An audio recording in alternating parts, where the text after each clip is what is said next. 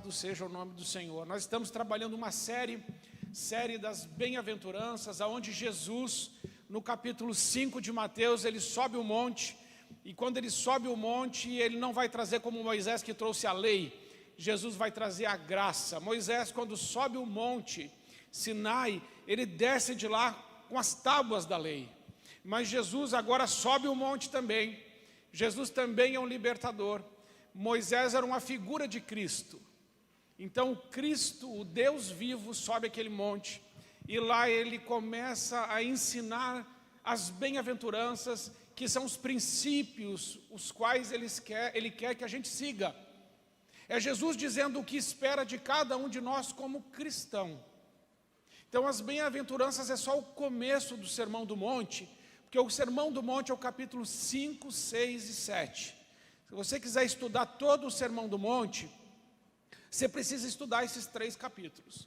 Mas no capítulo 5, Jesus então está ali e ele está dizendo o que ele espera de cada um dos seus filhos, dos súditos do reino de Deus. Então o que Jesus espera de mim? Mateus capítulo 5, 6 e 7.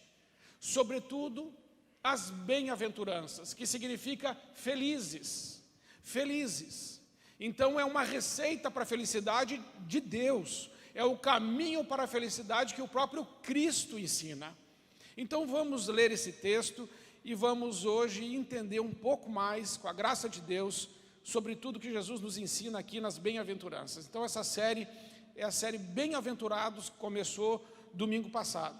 Mateus capítulo 5, a partir do verso 1.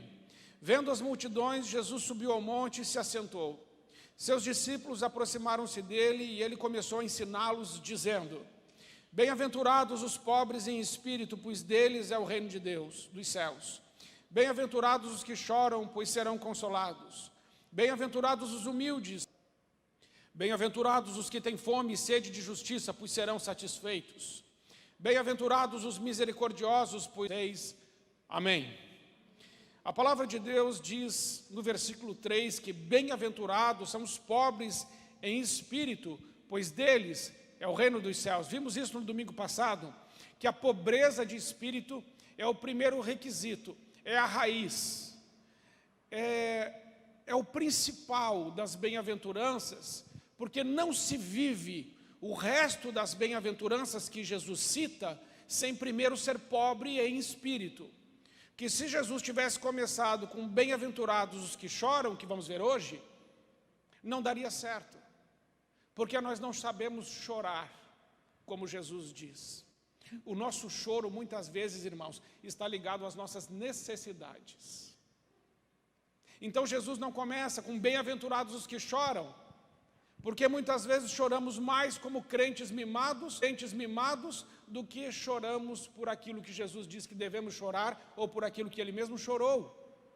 Ele não começa com bem-aventurados os misericordiosos, não daria certo, porque nós não somos misos sem ele. A pobreza de espírito significa você dizer: eu não vivo sem Cristo. Eu preciso de Cristo. Ele é o meu Salvador. A minha mente, eu nada posso fazer. Então, sem a pobreza de espírito, nós não vamos chorar. Bem-aventurados os que choram, pois serão consolados. Mas de que choro é esse que o nosso Senhor Jesus está falando? Que choro é esse que Jesus espera de cada um de nós? Esse talvez seja o maior paradoxo do cristianismo. Se bem-aventurados significa felizes, então Jesus está dizendo: felizes os infelizes, felizes os que choram. Que felicidade é essa que vem desse choro? Nós precisamos entender nessa noite que o mundo vai fazer de tudo para a gente não chorar. O mundo quer nos dar entretenimento, o mundo quer aplacar essa dor e angústia que estão na nossa alma, quer nos anestesiar para que a gente não chore, quer nos entreter para que a gente não chore, quer nos encher de programas de televisão, de redes sociais, de coisas para fazer, e não são coisas ruins. mas é um ativismo que toma conta da nossa vida, que a gente não consegue mais pensar na nossa própria vida, nas nossas escolhas, não conseguimos mais pensar nos nossos relacionamentos, e não tratamos nossas feridas, nossas dores, nossas mágoas, nossas perdas, e vamos caminhando assim de qualquer jeito, e já não temos mais lágrimas nos olhos por causa daquilo que deveríamos ter, porque o mundo diz, não chore, a força está em você, existe uma força dentro de você, o mundo diz, o teu pensamento positivo pode mudar a tua história, mas a palavra de Deus diz que não. Por mais pensamento positivo que Jó tivesse, ele iria passar por aquilo com pensamento positivo e tudo. Pensamento positivo não te livra de problema, mas o choro que Deus quer traz um consolo que vem do céu. O consolo da terra não nos consola. O consolo da terra é uma trégua. O consolo de Deus é paz. É bem diferente. Então nós precisamos entender que o mundo vai fazer um esforço para a gente não chorar. Eu lembro aqui de Neemias, capítulo 2, versículo 2, quando Neemias se apresenta diante do rei Artaxerxes, e ele diz assim, por que, Neemias, que está triste o teu rosto? E ele diz assim, isso aí só pode ser uma doença do coração, é que Neemias estava chorando, porque o povo que estava em Jerusalém estava humilhado, os muros de Jerusalém tinham sido destruídos, as portas tinham sido queimadas a fogo, e o povo estava vivendo em grande humilhação e desprezo, e Neemias começa a chorar, e ele começa a derramar lágrimas diante de Deus, e a palavra de Deus diz que ele lamentou e que ele chorou por dias. E não era por causa de um problema dele, irmão. Não era ele que estava com problema. Quem estava com problema era o outro. Eram os irmãos que estavam em Jerusalém. Mas olha a forma como ele chorou. Como se o problema fosse dele. Como se a dor fosse dele. Porque se é com o povo de Deus, é com ele. Há quanto tempo nós não derramamos mais uma lágrima pela nossa família? Há quanto tempo nós não vamos diante de Deus em lágrimas, dizendo, Deus, muda a minha história, muda a minha família, transforma a minha casa, vem sobre mim, Senhor, muda a minha realidade. Há quanto tempo? Deus não vê mais lágrimas como viu no rosto de Neemias, porque antes de Neemias ser usado por Deus, Neemias se quebrantou e chorou e lamentou e jejuou diante do Deus vivo, um choro que queria trazer mudança na vida de outras pessoas, um choro verdadeiro, um choro que vem do Espírito. A palavra que Jesus usa aqui para choro é a mesma palavra que está em Gênesis 37, 34, quando Jacó recebe a notícia que José estava morto. Então ele recebe dos filhos um manto de José rasgado e cheio de sangue. E aqui vai dizer então que Jacó rasgou as suas vestes e lamentou e chorou pelo seu filho. O choro que Jesus se refere é um choro que não pode ser evitado, é um choro que não pode ser contido, é o choro de quem perdeu um filho querido. E então ele começa a chorar e Jesus diz assim, bem-aventurados os que choram, que têm essas lágrimas nos olhos, por alguém que perdeu, por um lamento profundo, mas é mais que isso. Quando Jesus diz bem-aventurados os que choram, não é o choro pela consequência do pecado. Eu estou chorando porque eu perdi isso, porque eu perdi aquilo. Não é o choro de Caim, não é o choro de Judas, não é o choro de Esaú.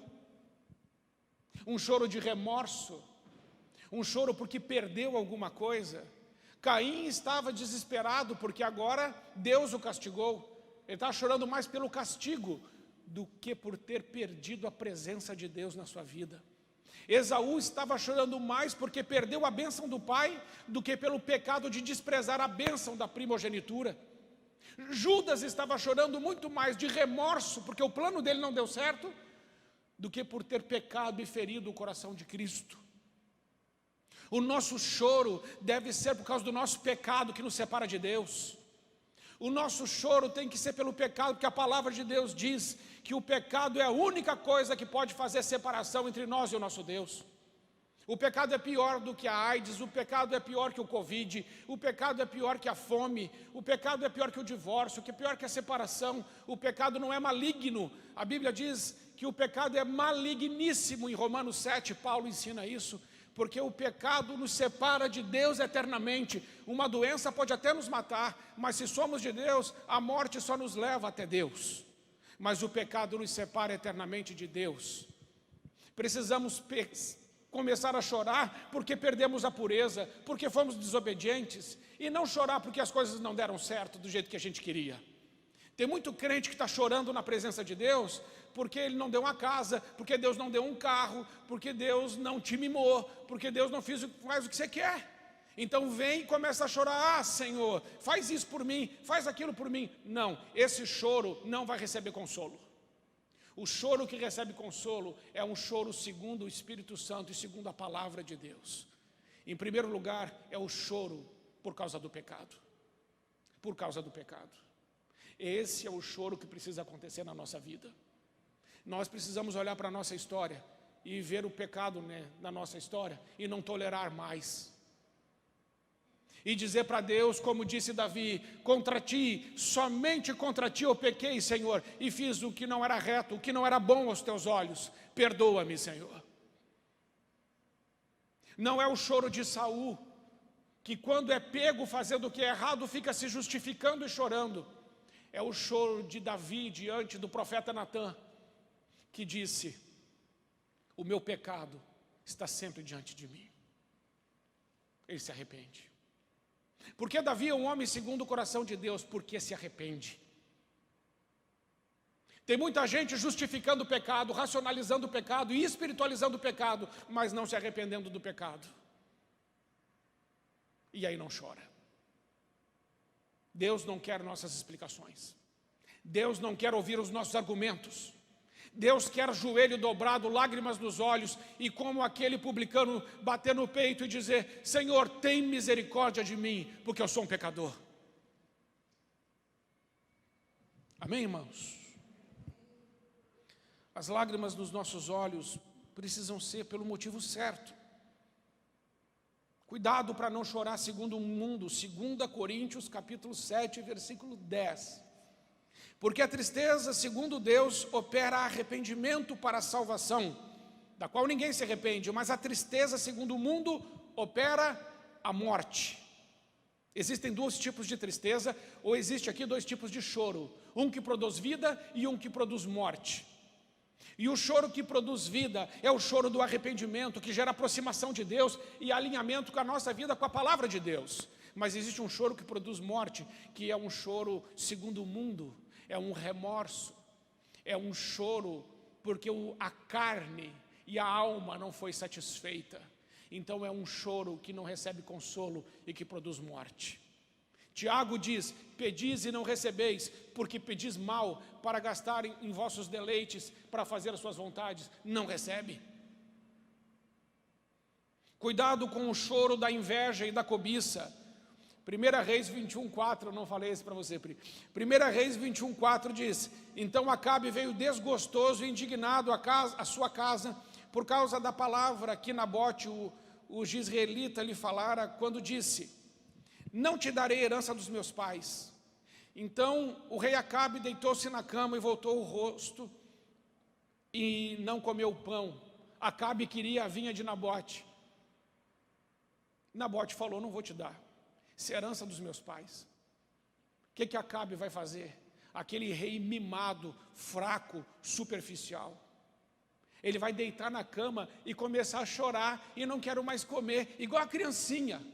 Aí vem Jezabel, aquela feiticeira, idólatra, a pior rainha que já teve. Não bastava ele ser o rei mais fraco, ele casou com a pior rainha. E ela disse assim: pode deixar, meu amorzinho, eu vou resolver isso para você. E manda matar Nabote, porque o bebezão queria a vinha de qualquer jeito. Cuidado, irmão, com o que você deseja, irmã, com o que você deseja, porque existe muito choro que Deus despreza e que não receberá consolo. Cuidado, irmãos, muito cuidado, presta atenção nisso. o diabo dá o vinho melhor antes. Lembra do milagre de Jesus nas bodas de Caná da Galileia? Que ele transformou água em vinho? O vinho veio no início ou o vinho veio no final? O vinho veio no final, quando Jesus transformou água em vinho. Mas o diabo não, ele dá o vinho bom primeiro, o vinho dos prazeres, o vinho que te satisfaz a carne, a alma, os seus desejos, suas paixões. Ele te dá o bom primeiro, mas depois é choro e ranger de dentes. Jesus dá o vinho bom no final, mas a palavra dele diz lá em Apocalipse 21, que ele enxugará dos nossos olhos toda lágrima. Podemos viver problemas aqui, mas se vivemos com Deus, é garantido uma eternidade de paz, de gozo, de alegria na presença do Todo-Poderoso. Você está entendendo isso? Isso é muito sério. Não é o choro do medo das consequências do pecado, como foi o choro de Caim. Não é um choro apenas teatral e externo, como foi o choro dos fariseus. Jesus diz aos fariseus: mostram-se contristados, desfiguram a face, com o fim de parecer aos homens que jejuam. Os olhos estão molhados, mas o coração está seco. Choro cênico, choro teatral. Já viu isso em criança? Quando você fala assim, não vou te dar, como é que a criança faz? E sai um monte de lágrima ou não sai? Aí você fala assim, lágrima de crocodilo. Você fala assim, eu conheço esse choro, é choro de manhã. Se chorar, vai apanhar. Não é assim que a gente faz? Pelo menos fizeram isso comigo. Se chorar, vai apanhar. Rapidinho engole o choro e... tudo bem, mamãe. Você acha que Deus vai te tratar como? Se Ele perceber que o seu choro é de manha, é de barda. Nem sei se você sabe o que é barda. Barda é ser mimado. Então, que choro Jesus está falando? Vamos olhar isso, irmãos, bem claramente. Vamos perceber isso na vida de Jacó. Gênesis 25, 28. O primeiro choro que quero falar agora, na vida desse homem, para entendermos um pouco melhor o poder do choro. Para entendermos agora, na vida de um homem, o que um choro verdadeiro fez. Então vamos começar essa história em Gênesis 25, 28, para entender o que aconteceu no coração deste homem chamado Jacó. Gênesis 25, 28 diz: e amava Isaque a Esaú, porque a caça era do seu gosto, mas Rebeca amava Jacó. Isaque e Rebeca são um casal, tem 2 filhos, Esaú e Jacó. Mas aqui no texto está dizendo que Isaque, ele amava mais o Esaú, e a mamãe amava mais Jacó. Então o papai tem o filho predileto e a mamãe tem o filho predileto, é o que o texto está dizendo. Mas é pior ainda quando a gente olha para o texto e vê que o papai amava mais o Esaú, porque o Esaú entregava para ele aquilo que ele gostava, que era uma caça bem boa. Isso é ainda pior, irmãos. Isso gera um sentimento de rejeição no coração. Esaú estava entendendo, o pai me ama porque eu entrego para ele o melhor. Isso é uma cadeia do inferno. Sermos amados por aquilo que fazemos é uma cadeia do inferno. Um filho tem que ser amado por aquilo que ele é, filho. Porque Deus amou o mundo de tal maneira que entregou o seu filho unigênito, para que todo aquele que nele crê não morra, mas tenha a vida eterna. Romanos 5,8, porque Deus nos amou enquanto ainda éramos pecadores. Deus nos ama incondicionalmente. Lembram da parábola do filho pródigo em Lucas 15? Aquele filho pediu herança, colocou tudo fora, botou tudo fora. Foi com aquela atitude parar num chiqueiro. E quando ele caiu em si, ele falou assim, até os empregados do meu pai são melhor tratados do que eu aqui. Eu vou voltar para a casa do meu pai e vou trabalhar de empregado para ele. Mas quando ele volta para casa, o pai coloca de novo um anel, calçado nos seus pés, põe um manto sobre ele, manda matar um novilho cevado. E diz: alegre-se comigo, o meu filho estava morto e voltou à vida, estava perdido e foi achado. E ele abraça e beija aquele filho com cheiro de porco, porque ele é um pai que ama incondicionalmente os seus filhos. Como é ruim um pai e uma mãe que amam um filho pela sua entrega. Como é ruim, como adoece o coração. Isso faz um filho chorar. Isso faz um filho se tornar perfeccionista. Existem muitas pessoas que são perfeccionistas e nem sabem por que são, mas muitas vezes isso foi gerado por um sentimento de rejeição. E o perfeccionista faz perfeito para ser aceito pela entrega. Já que ele não é aceito por quem ele é, então ele é aceito por que ele faz. Ele tem que fazer bem feito para receber o elogio, para ser aceito por aquilo que entrega. Que cadeia, que ruim.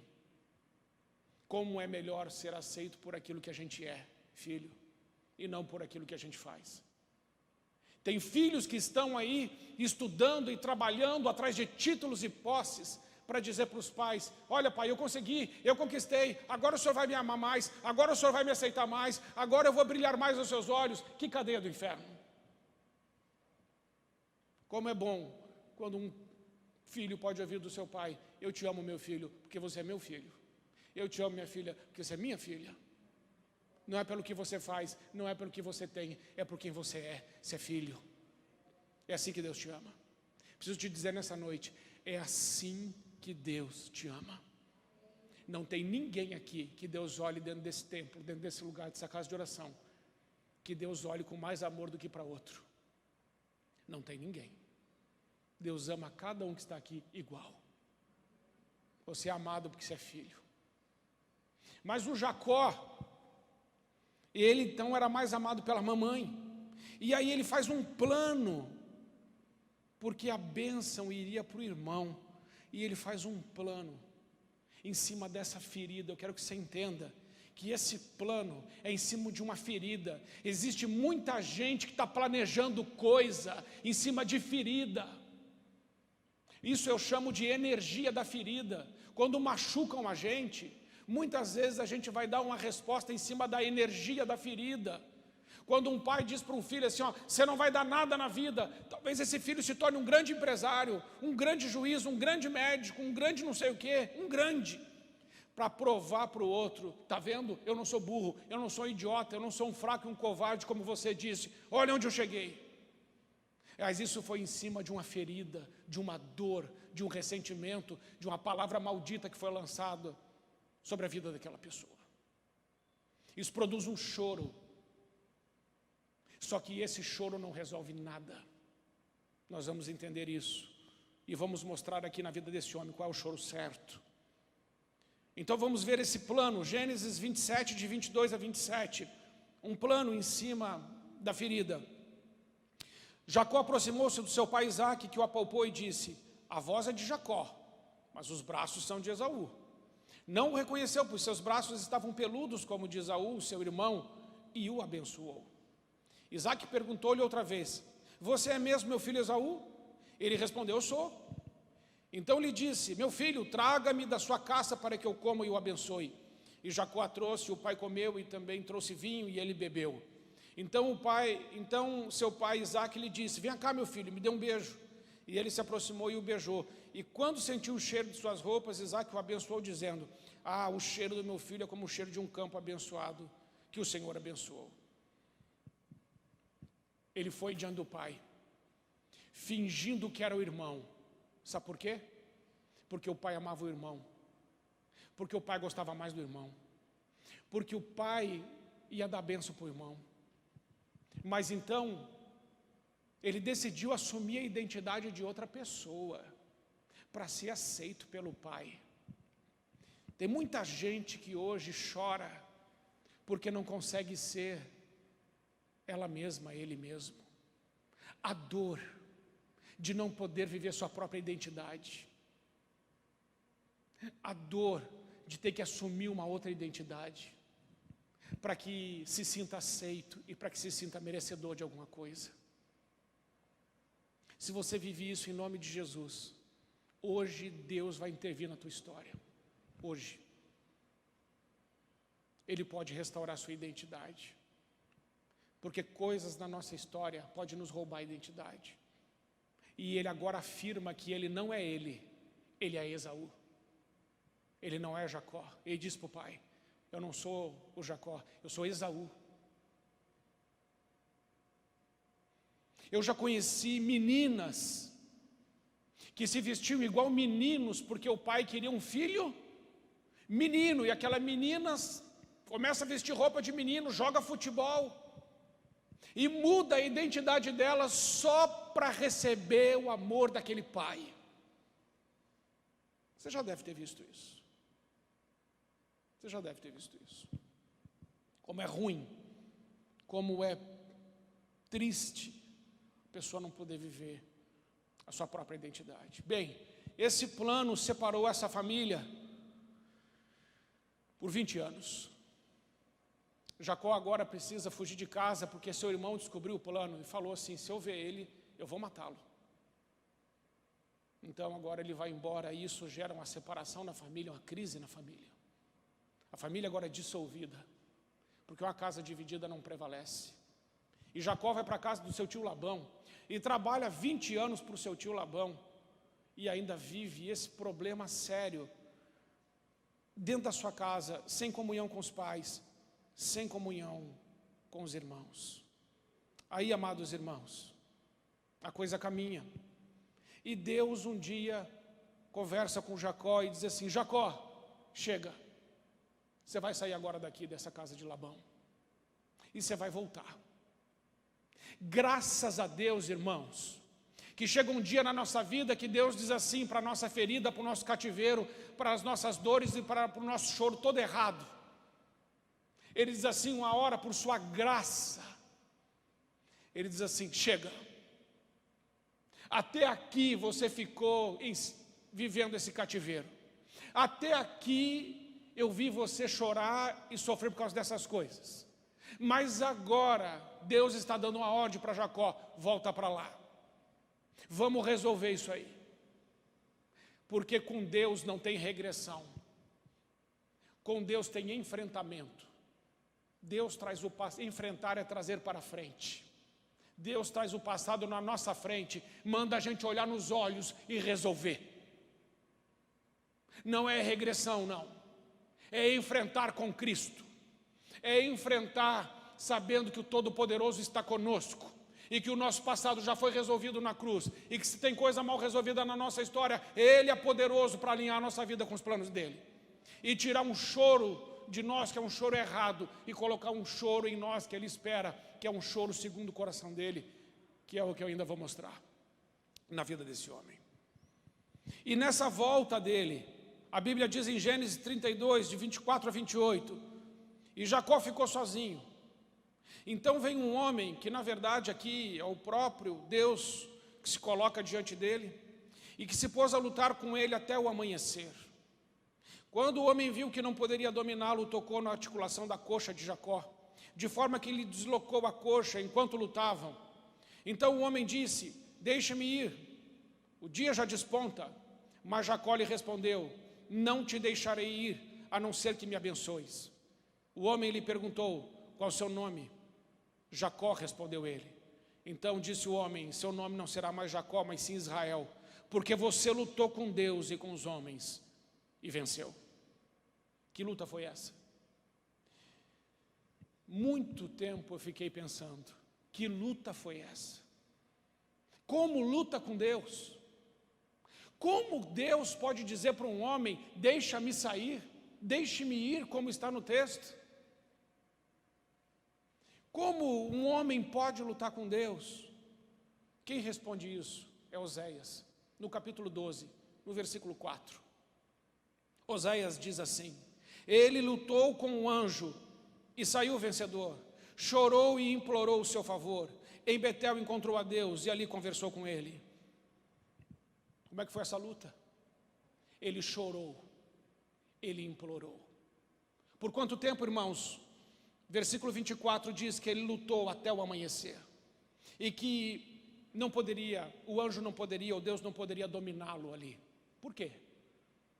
Porque, irmãos, quando nós estamos chorando na presença de Deus de verdade, para Deus alinhar a nossa vida, arrependido pelos nossos pecados, arrependido pelas nossas escolhas erradas, não toleramos mais o pecado e falamos: chega dessa vida, nós queremos agora, eu quero agora viver todos os planos de Deus, chega de viver essa farsa, chega de tolerar o pecado, chega de ficar argumentando, eu quero é Deus.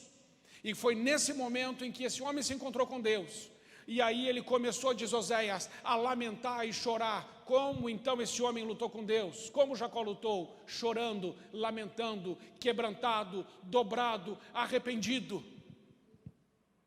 É esse o choro que endireita a nossa vida, é esse o choro que alinha a nossa história. É esse o choro que põe em ordem a bagunça que o pecado faz na nossa vida, a bagunça que as concessões e tolerâncias que damos ao pecado fazem na nossa história.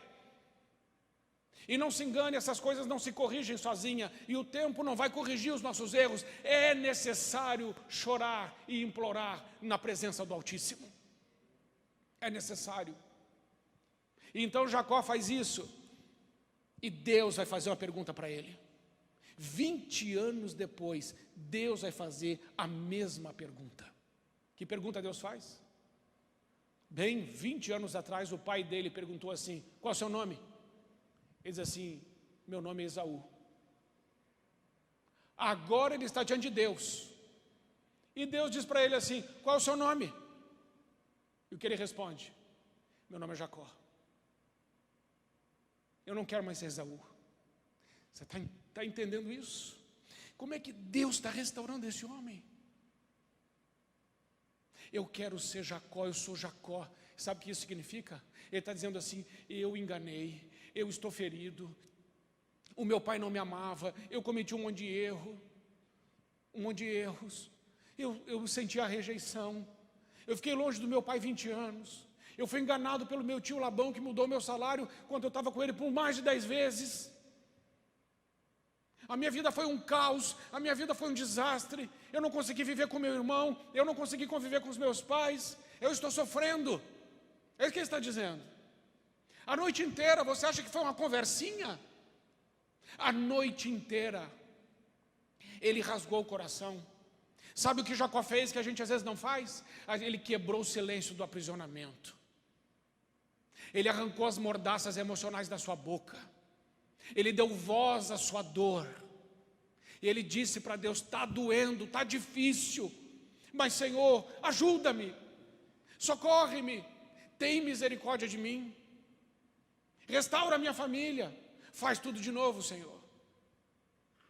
E aí então Deus pergunta: qual é o seu nome? Ele diz assim: é Jacó. Eu sou enganador, eu menti, eu sou um homem ferido, eu sou um homem derrotado, eu posso até ter alguns bens, mas eu estou destruído por dentro. E Deus, na sua bondade, diz: então agora, porque você confessou, porque você se humilhou, porque você chorou o choro que eu queria ouvir, agora seu nome não é mais Jacó, agora seu nome é Israel. Você não é mais enganador, você não é mais nada disso. Eu estou dizendo: você é um príncipe de Deus, você é meu filho, você é amado, eu amo você. É isso que Deus está dizendo. Você entende isso? O que um choro de verdade pode fazer? Bem-aventurados os que choram, porque serão consolados. Esse choro traz consolo, porque traz conserto, porque é de verdade. Não é choro cênico, não é choro que justifica. Tem muita gente, irmãos, presta atenção nisso. Às vezes aconteceu coisas na sua vida e na sua história que você não resolve porque você tem uma boa explicação.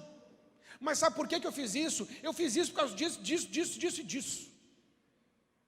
Você acha realmente que vai conseguir convencer Deus?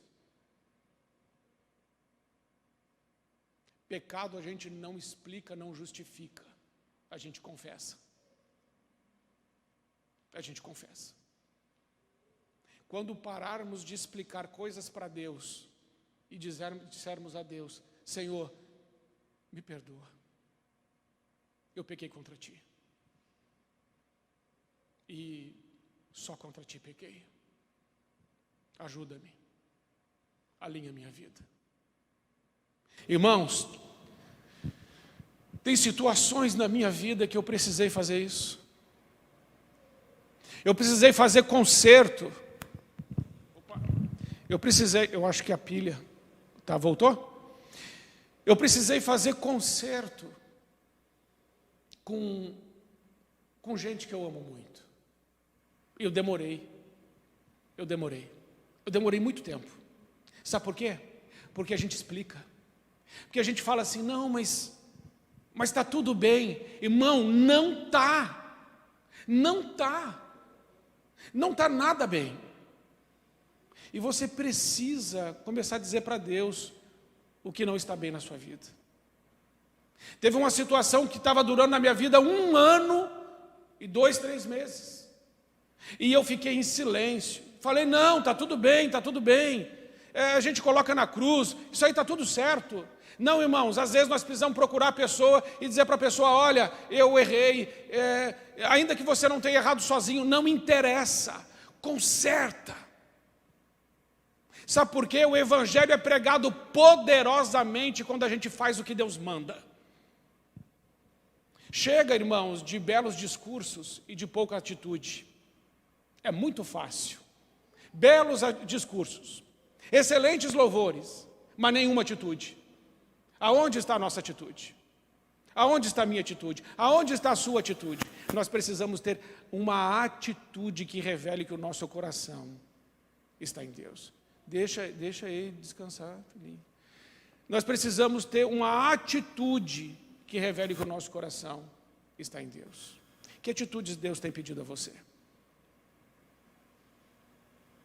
O que o Espírito Santo nessa noite te mostrou de coisas que precisam ser corrigidas na sua vida? O que o Espírito Santo mostrou para você hoje de pessoas que você precisa conversar e de pessoas que você precisa pedir perdão? Porque às vezes, irmãos, nós nos tornamos um impedimento para que as pessoas venham a Cristo. Sabe por quê? Porque nós negociamos a palavra de Deus de acordo com os nossos interesses e justificamos isso muito bem. E aí perdemos a autoridade de olhar nos olhos das pessoas e dizer assim, esse aí não é um caminho bom. Faça assim. E perdemos a autoridade de dizer como Paulo, olhe para Cristo, mas olhe para mim. Se uma pessoa seguir você, onde ela vai parar? Paulo disse, siga-me e você vai parar no céu. Mas se eu seguir você, onde eu vou parar? Se alguém seguir você, onde essa pessoa vai parar? Creio que no céu, em nome de Jesus. Mas precisamos ter atitudes que revelam isso. Amém, amados irmãos? Nós estamos diante da realidade do céu e do inferno. Inferno é choro e ranger de dentes. Céu é o lugar onde será enxugado dos nossos olhos toda lágrima. Satanás dá o melhor antes, para revelar o pior depois. O lugar que também ele vai. Mas Deus, muitas vezes, vai permitir que a gente sofra assim. Porque o sofrimento muitas vezes nos fará amadurecer e crescer. Eu quero encerrar com 2 Coríntios, capítulo 1, versículo 1.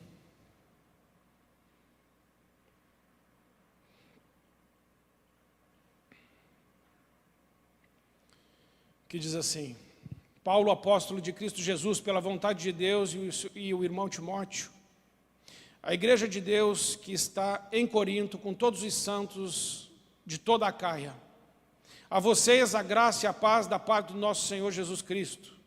Deus é o nosso Consolador. Bendito seja o Deus e Pai do nosso Senhor Jesus Cristo, Pai das misericórdias e Deus de toda a consolação, que nos consola em todas as nossas tribulações, para que com a consolação que recebemos de Deus, possamos consolar os que estão passando por tribulações. Pois assim como os sofrimentos de Cristo transbordam sobre nós, também por meio de Cristo transborda a nossa consolação. Se somos atribulados, é para a consolação e salvação de vocês. Se somos consolados, é para a consolação de vocês, a qual dá paciência para suportarem os mesmos sofrimentos que nós estamos padecendo. E a nossa esperança em relação a vocês é firme, porque sabemos que da mesma forma que vocês participaram dos nossos sofrimentos, participam também da nossa consolação. Irmãos, não queremos que vocês desconheçam as tribulações que sofremos na província da Ásia, as quais foram muito além da nossa capacidade de suportar, a ponto de perdermos a esperança da própria vida. Vamos tirar um equívoco que muitas vezes está no nosso coração. Deus permite sofrimentos na nossa vida, muito além do que podemos suportar. É o que está dizendo o versículo 8 no final. Algumas pessoas dizem assim, Deus não dá peso que a gente não possa carregar. Deus não dá sofrimento que a gente não possa suportar. Mentira. Deus dá sofrimento que a gente não pode suportar. Porque Deus quer que através do sofrimento a gente reconheça, como vai dizer Paulo agora aqui no versículo 9, de fato já tínhamos sobre nós a sentença de morte, para que não confiássemos em nós mesmos, mas em Deus que ressuscita os mortos. Eu vou encerrar aqui. Mas em Deus que ressuscita os mortos, para não confiarmos em nós mesmos. Sabe por que às vezes você sofre? E sofre além do que você pode? É Deus falando assim, para de confiar em você. Para de querer resolver. Para de acreditar em você mesmo. O mundo diz, acredite em você. Deus fala assim, não, acredite em mim. E Deus permite peso que a gente não pode carregar, para a gente dizer assim, Senhor, ajuda-me. E para a nossa fé crescer, e para que possamos amadurecer em Cristo. Deus não permite tentação que nós não podemos suportar. Isso Ele não permite. Mas sofrimento Ele permite sim. E Paulo diz que chegou a perder a esperança da própria vida. Mas ele louva a Deus, porque ele não confia nele mesmo, ele confia em Deus. Eu quero dizer que o que está errado na sua vida, Ele é poderoso para endireitar. O que não está alinhado com o propósito de Deus, Ele é poderoso para alinhar. Só basta que você diga assim, Senhor, me perdoa e me ajude. Eu errei, eu não justifico mais, eu não explico mais, eu quero do teu jeito, eu me arrependo dos pecados, das escolhas erradas que fiz, e agora coloco a minha vida diante da tua vida, alinha a minha vida segundo a tua vontade, custe o que custar, doa o que doer, a tua vontade. Ah, irmãos, se você fizer essa oração, e se você quiser isso mesmo, o que está errado na tua história, Deus conserta. O que você já tem vivido há anos e não muda, muda. Porque bem-aventurados os que choram, porque haverão de ser consolados. Jesus faz uma declaração, feliz quem chora, e uma promessa, vai receber consolo. Amém? Então o que você vai fazer com o que você ouviu?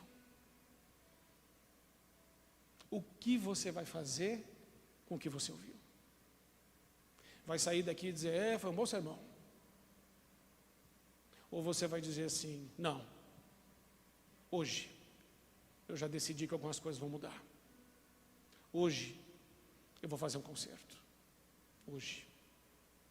E algumas coisas que estão acontecendo na minha vida a partir de hoje, elas vão mudar. Porque cumpriu-se na vida de Jacó, o Salmo 30, versículo 5. O choro pode durar uma noite, mas a alegria, ela vem pela manhã. Jacó lutou a noite inteira, mas pela manhã, Deus mudou a vida daquele homem. Uma noite de choro, e o resto da vida sendo consolado.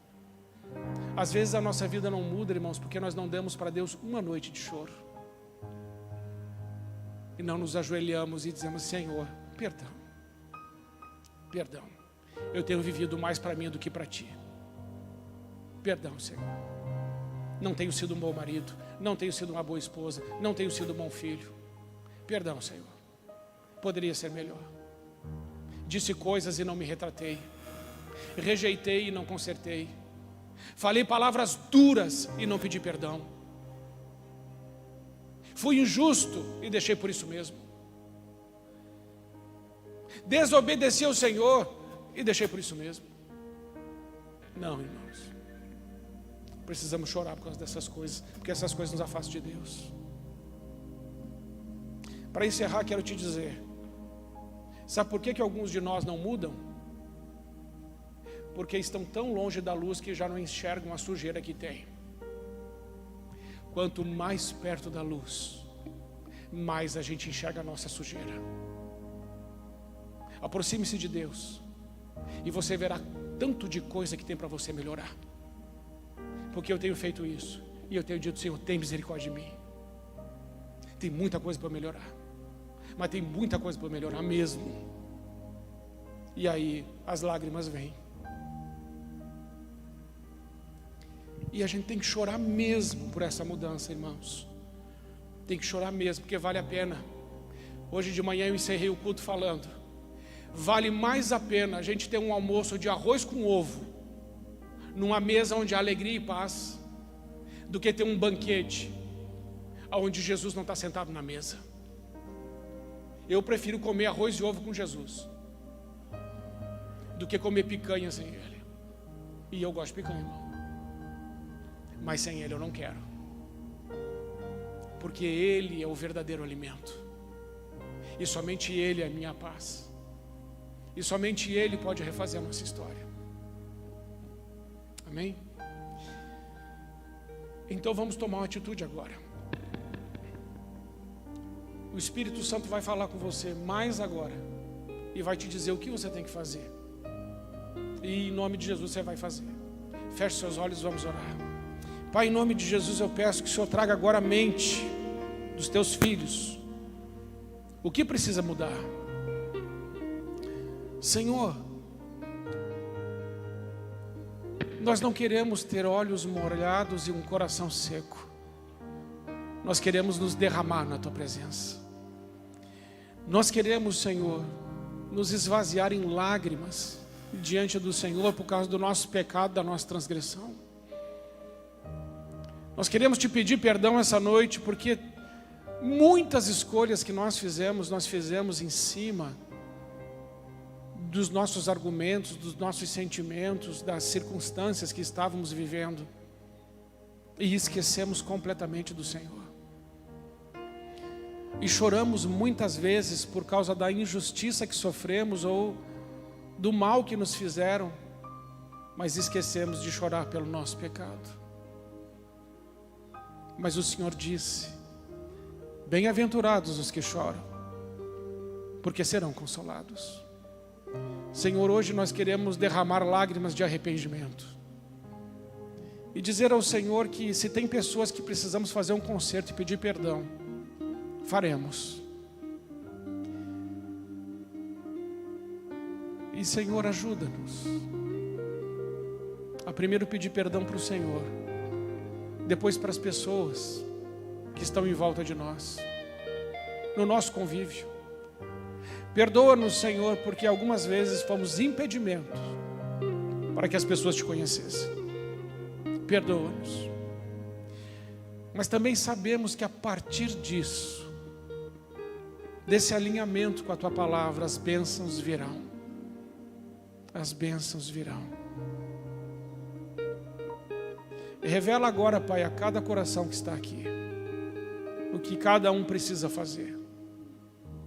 E dá força aos Teus filhos para que façam, para que as pessoas possam ver o Senhor neles, pobres de espírito e por isso cheios do Espírito, e sendo usados de forma tão maravilhosa para trazer conserto com lágrimas.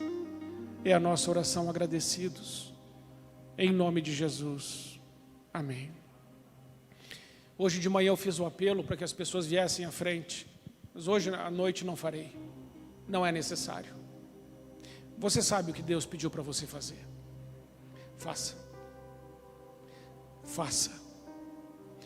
Se tem que mandar uma mensagem para alguém, ligar para alguém, ir até alguém. Eu viajei 200 e poucos quilômetros para ir falar com uma pessoa para fazer um concerto. e faria de novo hoje se fosse necessário. Porque, irmãos, não existe melhor travesseiro, melhor colchão do que uma consciência em paz. Melhor colchão. Dormir bem, sabendo que fez a vontade de Deus. É muito difícil se humilhar, mas aquele que a si mesmo se humilha, Deus exaltará. E se você obedecer a Deus, sabe o que vai acontecer? Como consequência, a palavra de Deus diz em Deuteronômio 28, as bênçãos de Deus te perseguirão e te alcançarão. Você tem pedido coisas para Deus? E talvez algumas coisas que você tem pedido a Deus não tenham acontecido. E sabe por que não tem acontecido? Porque está faltando obediência. Obedece para ver. Experimenta. A palavra de Deus não volta vazia. Na autoridade da palavra eu te digo, as bênçãos te perseguirão e te alcançarão. Você não vai atrás delas. Você não vai num culto dizer, eu queria uma bênção. Você não precisa disso. Você só precisa dizer, Senhor, eis-me aqui, faça assim em mim segundo a tua palavra. As bênçãos vêm tudo atrás. Eu tenho vivido isso quando tenho obedecido. Mas quando eu sou desobediente, eu também sofro. E sou disciplinado por Deus. Porque Deus disciplina quem ama e açoita quem tem por filho. É assim que Ele faz. E é bom que seja assim. Amém, amados? Vamos ficar em pé. Eu quero orar junto com você. Eu sei, irmãos, que não foi um culto muito fácil. Mas são as bem-aventuranças. São as palavras de Jesus. E por isso que Jesus diz em Mateus capítulo 23, para aqueles homens que não saíram da igreja, os fariseus: ai de vós, fariseus hipócritas, porque vocês são como caixões caiados, lindos por fora, mas podres por dentro. Raça de víboras. E Jesus não economiza elogios para eles. Pode ver em Mateus 23. Jesus não suporta isso. Por isso que Ele diz, chora na minha presença. Chora na minha presença. Alinha a tua vida comigo, e você vai ver o que eu vou fazer. Confie em Deus. Confie na palavra de Deus. Chore na presença dEle, você vai ver o que Ele vai fazer. Teve um pastor que a filha dele estava afastada da igreja e desviou e foi para as baladas e fez tudo que não devia, e ele perdeu a esperança com aquela filha, e um dia a igreja passou a noite inteira orando por aquela filha. No outro dia pela manhã, isso é verdade, no outro dia pela manhã, a filha dele disse: pai, eu estava numa balada, mas o Espírito Santo me tocou, eu não quero mais essa vida, eu estou voltando para casa. Uma noite de choro, a igreja chorou junto com o pastor, e aquela filha voltou. Talvez você tenha orado, mas não está orando com lágrimas. Com lágrimas de dentro, aquele choro que dói. Pai querido, muito obrigado, Senhor, pela Tua palavra. Obrigado, Senhor, porque a Tua palavra, ela é poderosa. E mesmo quando ela vem assim, para alinhar nossa vida contigo, ela é boa. É como aquele remédio que ele é amargo na boca, mas depois que a gente engole, faz um bem. Obrigado pela Tua palavra, Senhor. Porque ainda que seja difícil de engolir algumas coisas que o Senhor diz, depois que a gente entende, a gente só tem para Te agradecer. Como os nossos pais, que nos disciplinaram quando nós éramos pequenos, para que nos tornássemos homens e mulheres de caráter. Assim o Senhor também nos ajuda a nos sermos servos e filhos do Altíssimo. Obrigado, Pai, porque todos que estão aqui são amados por Ti, pelo que são, filhos.